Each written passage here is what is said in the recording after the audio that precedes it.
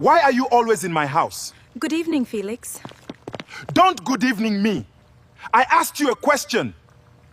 Felix, lower your voice. I will not lower my voice in my own house. I was cooking with your wife. She's not your friend. She's my WIFE. This isn't a friendship arrangement. Joy and Felix Eze married at their church in GRA Enugu 10 years ago. Everyone called them the perfect couple. Felix was a successful architect. Joy was a secondary school principal.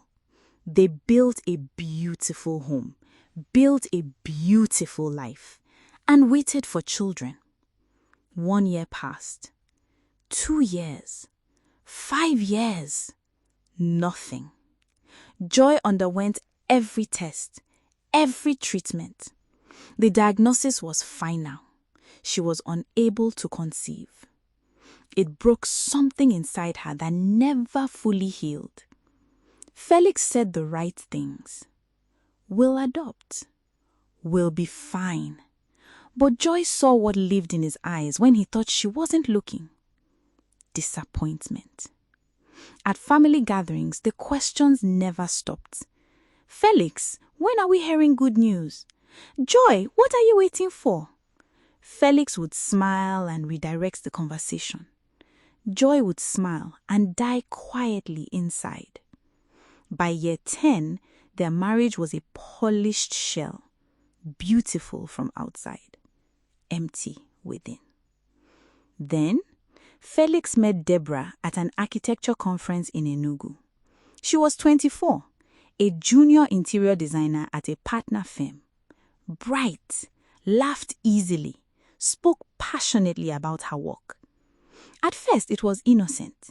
Industry events where they'd exchange professional opinions, brief conversations over coffee between sessions. Felix found himself looking forward to these events in ways he hadn't looked forward to anything in years. After several weeks of encounters, he invited her to lunch. Just professional, potential collaboration on a project. Over 3 hours, they barely discussed architecture. They talked about life, dreams, loneliness. Felix came home that evening and sat across from Joy at the dining table. She was grading exam papers, glasses perched on her nose. Joy, I need to talk to you. She looked up, and in the careful, gentle way he framed it, Felix told his wife about Deborah. I'm not asking to leave you. I would never leave you. But maybe there's another way to have what we've always wanted. Joy felt the room tilt around her. You want to bring another woman into our marriage? Only if you agree, completely. Only if... If I say no, Joy said quietly, what happens to us? Felix was silent, and that silence told her everything about where they already were. Joy stood and walked to the window. 10 years of trying, 10 years of watching his eyes grow distant. Bring her, Joy said finally, but understand that nothing will ever be the same between us after this. It doesn't have to. It already has, Felix. Deborah came on a Sunday. She wore a simple dress and sat carefully at the edge of their sofa. Joy made tea with steady hands that betrayed nothing. Do you understand what this means? Joy asked. Deborah nodded carefully. I think so. You think? Let me be clear. This isn't romance. This isn't a relationship. Felix wants children. I cannot give them to him. That is the only reason you are sitting in my house. Deborah looked at Felix, then back at Joy. I understand. Joy studied this young woman. Nervous, uncertain, not calculating, just young and naive about what she was walking into. They all were. 3 months later, Deborah was pregnant. Felix came alive in ways Joy hadn't seen in years. Baby names, nursery colors, future plans. Joy watched from a careful distance, performing okayness she didn't feel. Every day felt like watching her own life through glass. Then, 3 weeks after the confirmation, Deborah disappeared. No calls, no visits. A week of silence. Then a message to Felix. I lost the baby. I'm sorry. Felix was devastated. Joy felt guilty relief, followed immediately by shame for feeling it. What actually happened was something Deborah told no one for months. Her family were prominent members of their church in Enugu.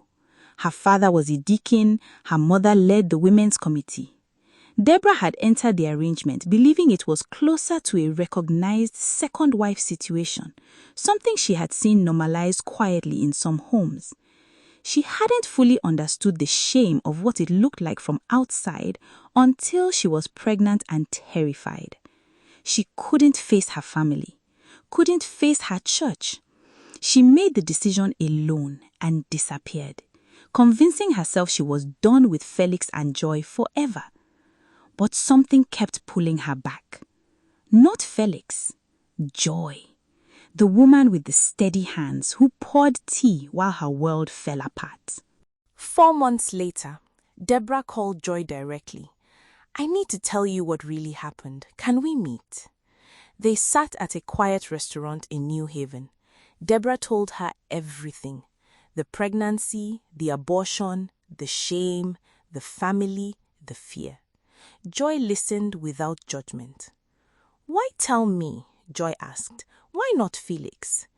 Deborah considered carefully. Because you're the one who deserved honesty most. Felix wanted something from me, but you, she paused, you didn't ask for any of this. Joy looked at this young woman across the table and felt something unexpected. Understanding. Come back, Joy said quietly. Deborah looked surprised. To the arrangement? No, just come back. Let's see what happens honestly this time. 3 weeks later, Deborah came back, but things shifted in ways nobody planned. She and Joy began spending time together without Felix, cooking on Sundays, evening walks through the GRA streets, long conversations. They talked about everything: childhood, dreams, disappointments. Deborah began to see Joy clearly. A brilliant, loving woman slowly disappearing inside a marriage that had stopped nourishing her. Felix watched this friendship develop with growing unease. This wasn't the arrangement he'd designed. He'd wanted Deborah for children, not as a companion for Joy, not as someone who made Joy laugh, not as someone Joy called when something funny happened. 3 months after Deborah returned, she was pregnant again. This time, Joy's response surprised everyone, including herself. She held Deborah's hands and said, "Please keep this baby. I'll raise this child as my own. I promise you, this child will be loved." Deborah saw the years of longing in Joy's eyes. Agreed. But 6 weeks later, the bleeding started. The miscarriage happened quietly at the hospital. Felix arrived to find Joy already there, already holding Deborah. He stood in the doorway looking at them, feeling for the first time like the outsider in his own story. After the miscarriage, the friendship between Joy and Deborah deepened into something unplanned, real, protective, honest. Deborah began to see things clearly. Felix controlled conversations, monitored Joy's movements, made small cutting remarks disguised as jokes. Joy was never good with numbers, laughing at a dinner party. She's too emotional for business talk to a colleague. Small things, constant things, the kind that erode a person quietly over years. "Joy," Deborah said one evening when Felix wasn't home, "how long has he spoken to you like that?" Joy looked up from her book. "Like what?" "Like you're slightly stupid, slightly too much, slightly not enough." Joy was quiet for a long moment. 10 years, she said finally. Deborah felt something harden inside her. Felix came home that evening to find them quiet together. The ease between them enraged him. "Deborah, why are you always in my house?" Both women looked up. "Felix," Joy started, "I'm talking to her. You've lost 2 pregnancies. What exactly is your purpose here anymore?" The room went still. Joy stood. "That's enough." "No, it is not." He slammed his palm on the counter.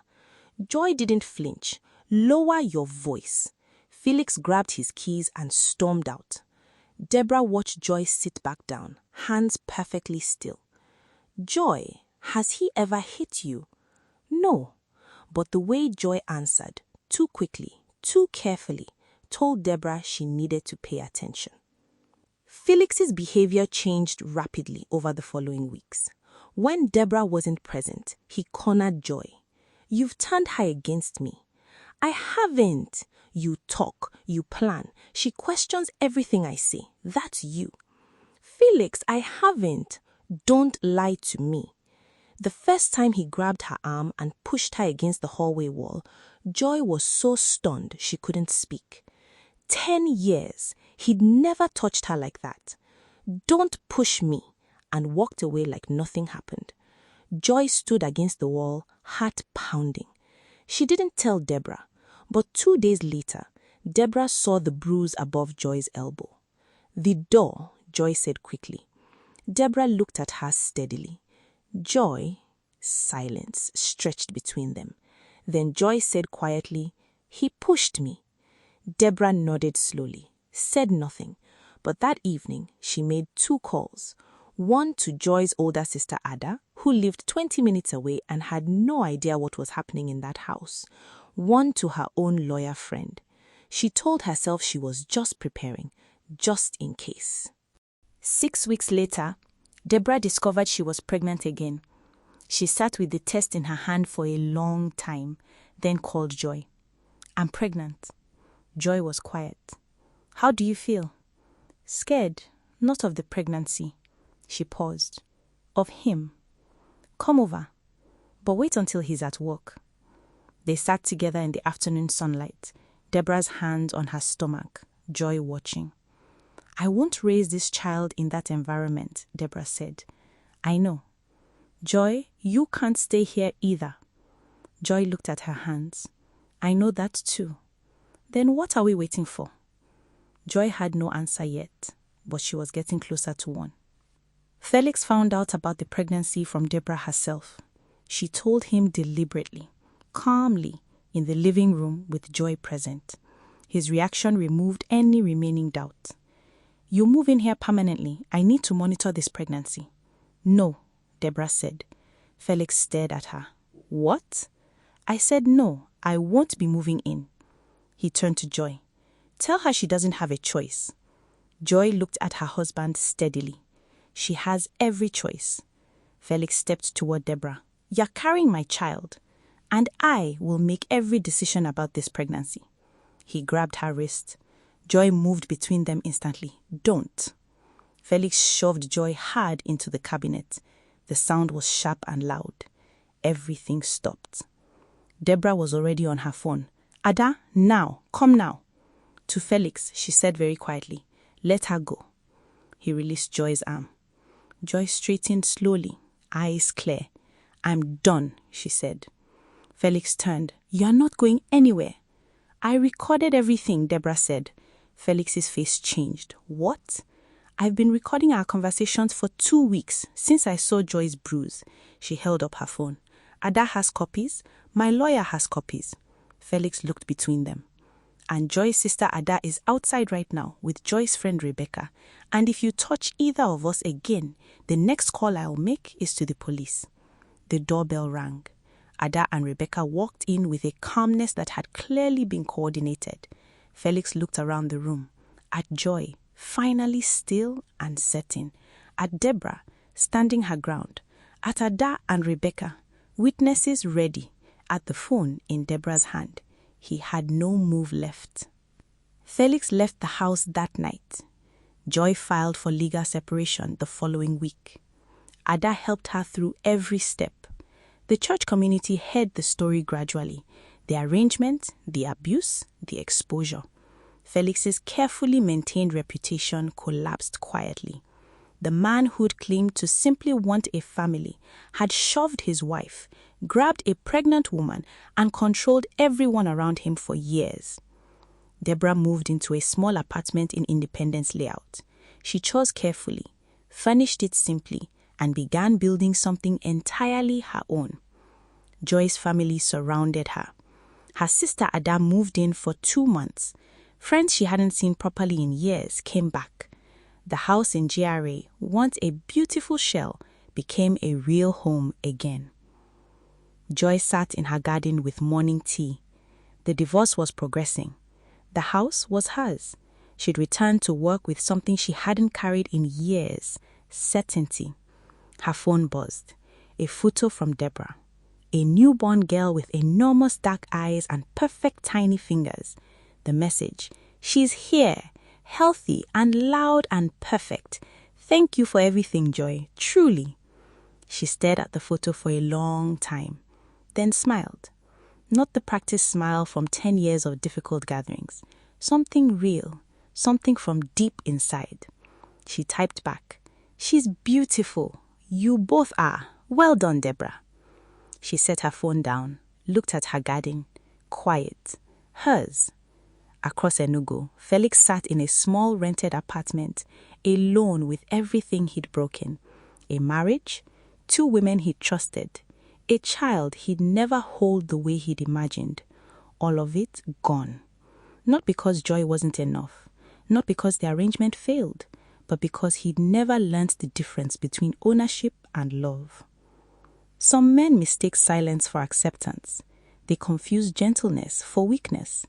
Felix brought Deborah into his marriage thinking he was solving a problem. Instead, he created a bond he could never break, between 2 women who found in each other what they'd spent years searching for: honesty, strength, the courage to choose themselves. Because sometimes the people you underestimate most are the ones who ultimately change everything. So tell me, what country are you watching from?